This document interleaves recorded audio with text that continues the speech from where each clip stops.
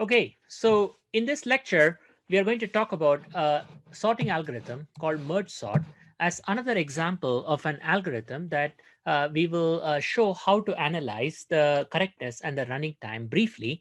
And I have provided some notes where I have more details on the pseudocode, the actual Python code, and the analysis of this algorithm.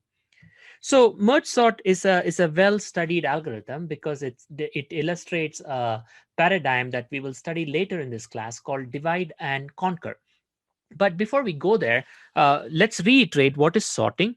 So you're given a list, let's say of numbers. It could be a list of strings, but let's say it's a list of numbers to keep life simple, and which is in any arbitrary order. And your goal is to produce a list in the ascending order, and that's called the sorted list. And we will assume that it's sorting in ascending order. You can also do it in the descending order, and the algorithm doesn't change. So the basic idea of the merge sort algorithm is actually very nice and simple. Here is how it goes. So what merge sort first does is it takes an array. Let's say it's an array here of size 6 or a list of size 6, and it divides it into two parts. In this case, 6 is an even number, so the two parts are equal parts of 3 and 3 respectively. And when you divide, there is nothing to be done. It's just looks at it as two logical subarrays. Uh, Typically, you don't create these two subarrays afresh. You simply consider some left and right pointers to signify the beginning and the end of the current region of interest, as we will show in a second. But let us say for now that we divide it into two parts. Okay. And now you further subdivide each of these parts recursively. And now you have 1, 3, and minus 2, because 3 cannot be divided perfectly into 2. So you'll now have one part with 2 and another part with 1. And now that your subarrays are so small of size 2 and size 1, you know how to sort a list with just two elements in it. If it has just two elements in it, compare the first element against the second. And if they are not in the right order, then swap. As an example, compare 1 against 3, it's in the right order, so keep it. If your list is of size 1, then that's trivial, just keep it. Now here's an example of a sublist 4 minus 1, which is in the wrong order. So we swap the minus 1 and a 4, and we create in place this correct the unsortedness, and now you have corrected it. And last but not least, 2 is just a singleton, a single list with a single element, nothing to be done, just leave it as it is. Now that we've reached this part, then we call these the base cases. So when you get to lists that are so small that you know how to sort them through a few lines of code, you go ahead and do that. And now that you're done with these, you go ahead and merge. And how do you merge? So now you have 1 comma 3, which is a sublist, and minus 2.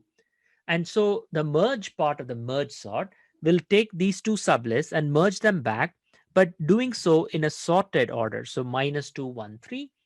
And now you have minus 1 comma 4 and 2. And so you do minus 1, 2, 4. So you merge back in a sorted order. Okay. Now you might ask, why didn't I simply just, since I already separated at the very first step, why didn't I simply merge the two sublists at the very first step? And the reason is this: when I merge, I am going to assume that the two sub arrays that I am merging are already sorted. And that's going to make the merge algorithm particularly easy, that I'm going to assume that the left and right parts are already sorted. And therefore, I'm merging two sorted arrays. So I'm merging not arbitrary arrays, but I'm merging sorted arrays. And you will see that in a second, that that's actually much easier. If your arrays are already sorted, much easier to merge it into a single sorted array. And likewise, merge sort will take this and this half and merge it into minus 2, minus 1, 1, 2, 3, and 4, which is your final sorted answer, because there's no more merge to be done. So from 1,000 feet, this is how merge sort is going to look. Now, obviously, you can write the pseudocode, and we use recursion to write the pseudocode. So when we start merge sort, we define an array. So we have an array, which is the array to be sorted. And instead of splitting the array, which is often going to be expensive, we are simply going to define our current region that we are going to work at as left being delineated by 2 pointers, being delineated by left, the left-hand pointer, and the right. So my region of interest is simply this sub-array between left and right, both ends inclusive. Initially, when I initialize this algorithm, left is initialized to 0 and right is initialized to n minus 1, where n is the length or the size of this array that I'm interested in. So I can initialize left and right to cover the entire array, and then I simply go ahead and recurse. Now, interestingly, the simple cases are when if left is greater than or equal to right, which means you're ending up with a list which is singleton, which is left and right are the same, or something went wrong that your left is actually greater than right, which kind of signifies the empty subarray, then nothing to do, just return. On the other hand, if left plus 1 is right, which means that you are in this situation where left and right are just adjacent to each other and just 1 apart from each other, then this is simply telling me that my array now has, my subarray has 2 elements. So I look at whether they are in the wrong order, If they are in the wrong order, I swap them, and I can implement a simple swap function that's just going to flip or swap the 2 elements left and right, and I return. And now this is fixed it. I've locally fixed it, and this is another base case. Okay, so this is a base case for empty lists or lists of size 1 or arrays of size 1, and this is a base case for arrays of size 2. Now comes the interesting part, which is the recursion. So what I'm doing is I have my search region, which goes between left and right. So I'm going to define the middle of the search region, mid, which is the midpoint here.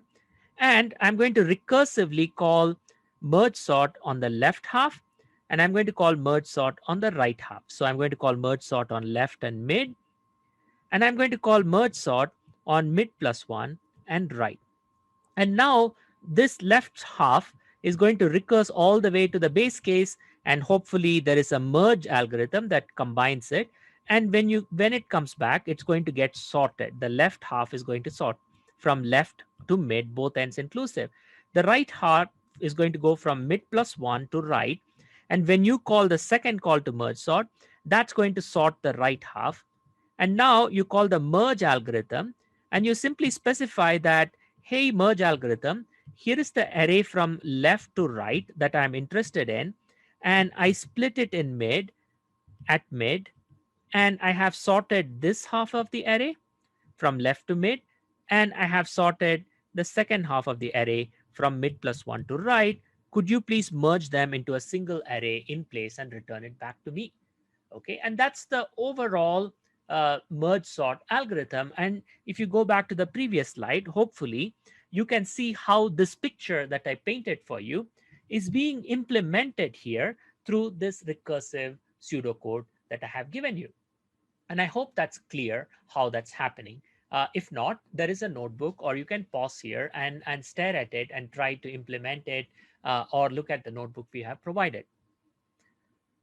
Okay, so if that is okay, let's move to the magic which is happening in the merge procedure. So this is going to be the merge procedure. So what's the setup for this merge procedure? I have this entire array, but my focus is on the sub array right now from left on to right.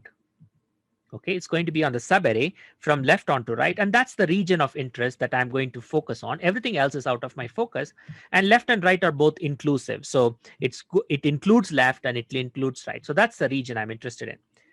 I know from context from the previous slide, I already told you that this is split into 2 parts by mid, and from left to mid plus 1 is one sorted subarray. So it is sorted from left to mid. Okay, from left to mid, both points inclusive is sorted. And likewise, from mid plus 1, okay, so from mid plus 1 to right is also sorted. But unfortunately, from left to right itself is not sorted. So as an example, here is, let me write it as two distinct subarrays. Left, let's say, is -1, 2, 5, 15, 18. And this is mid. And then you have mid plus 1, which goes, let's say, 19, not 19. Let's do a better example that's less trivial. Let's say 3, 4, 7, 12, 16, 21. So this is mid plus 1 to right. All right.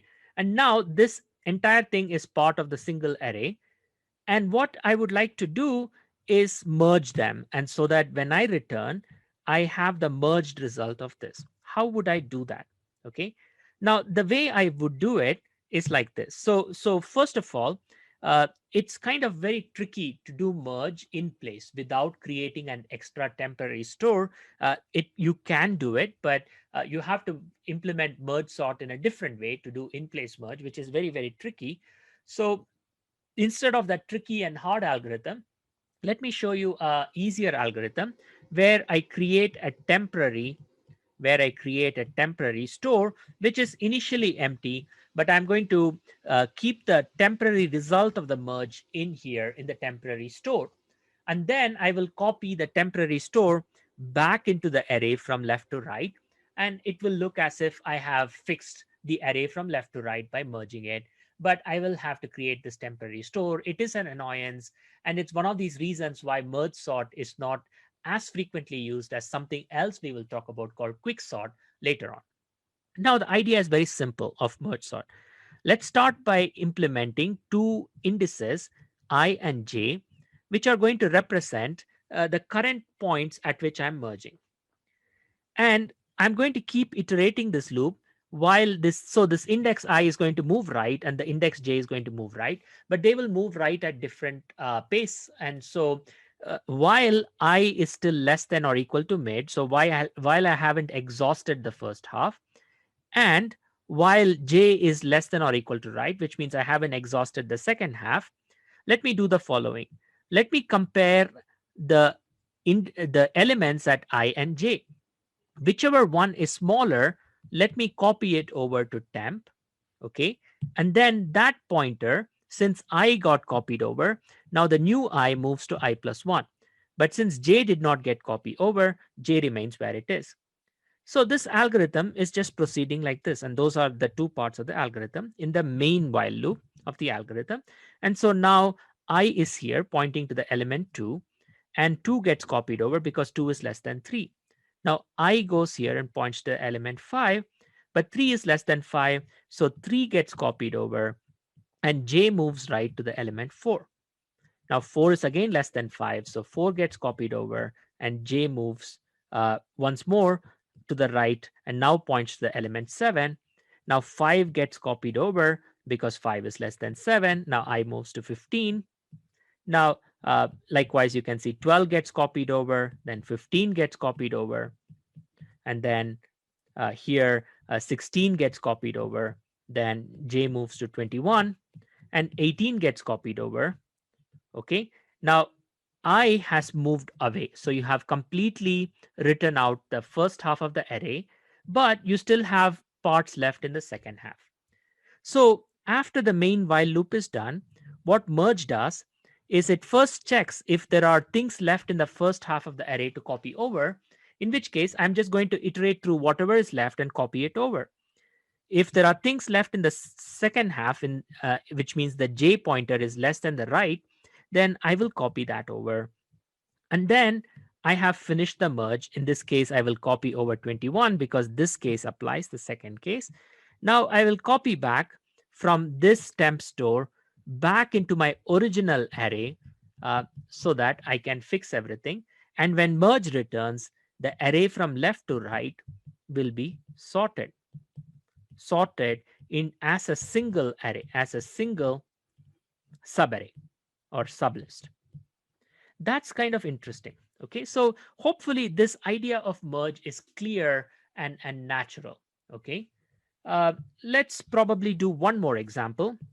Let's say this is an example: -1, 2, 3, 7, 14, 18, 21, and then let's do the other one. Let's say 2, 7, 9, 10, 11, 12, 13, 20.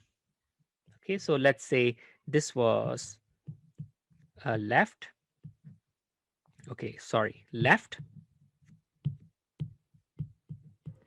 This is mid, and this is right. So initially the I pointer is here and the J pointer is here, and the temporary store is initially empty. So what we do is we copy whichever one between the I and J pointer is pointing to the smaller element, that element gets copied, and then I moves one position to the left. So right here. Now, both are the same, so it doesn't matter which one you copy over, and then you get a chance to copy over the J pointer, and that moves here. All right, now I pointer is at 3, J is at 7, so you copy over 3, and then you move the I pointer here, you copy over 7, and then you move the I pointer here. And so J is still stuck here, so you copy over 7. That's done. Move the J pointer, copy over 9, and then move the J pointer, copy over 10. I remember I pointer is at 14, so you copy over 10, you copy over 11, you copy over 12, you copy over 13. So the J pointer keeps moving because the I pointer is now pointing to 14. J pointer moves to 20. So I pointer now moves to 18, right? And then you copy over 20.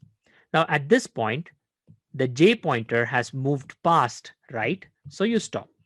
And you see, okay, there is a little bit left here to copy. So you copy that. And then there is nothing left here to copy. So you're done. So this is my temporary store. And then you copy back the temporary store into the original array. Okay. And you know that this is going to be the sorted version. All right. Hopefully this example made it clear, even though I went through it rather fast. So then the question is, what is the correctness argument for merge procedure? So why is merge correct? So here is the idea. So let us think about merge. So there is the first subarray from left to mid inclusive, and the second subarray from mid plus 1 to all the way to right. Now, at any point in merge, let us say here is where my I pointer is, and here is where my J pointer is.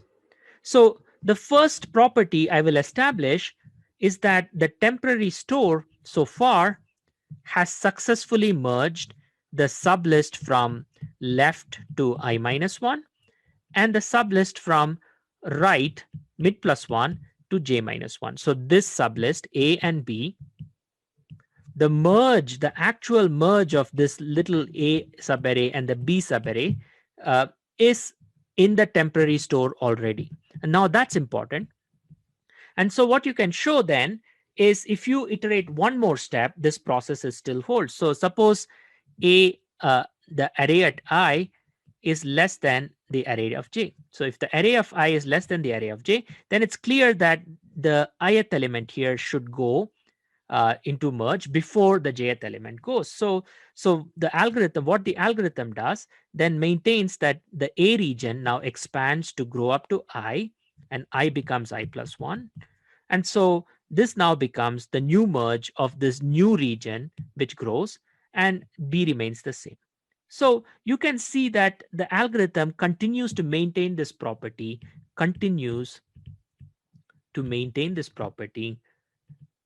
throughout the iteration. So when the merge is done, when is the merge, the overall while loop done? When you have exhaustively copied one of the regions into the array, while the other region still has stuff left to copy. Well, then what you can show is that this entire A and this part of B have been merged successfully. So what you can show is all that remains over is to copy what remains of A. Okay. Now you can complete this correctness proof by noting one more interesting point, which is everything that you have in temporary store is already the merge of A and B, but everything here is less than whatever is remaining, less than or equal to whatever is remaining to be copied. So you can use these facts to finish up the argument, but you can see how the correctness argument depends on maintaining a key invariant property. Okay. We will use this pattern in many algorithms, and we will show in our notebook. I have spelled this out in further detail and explained all of this. I think it's rather tedious for me to go over that in detail. So I invite you to examine the Jupyter notebook that has been posted along with this lecture. Okay, so how fast does merge run in?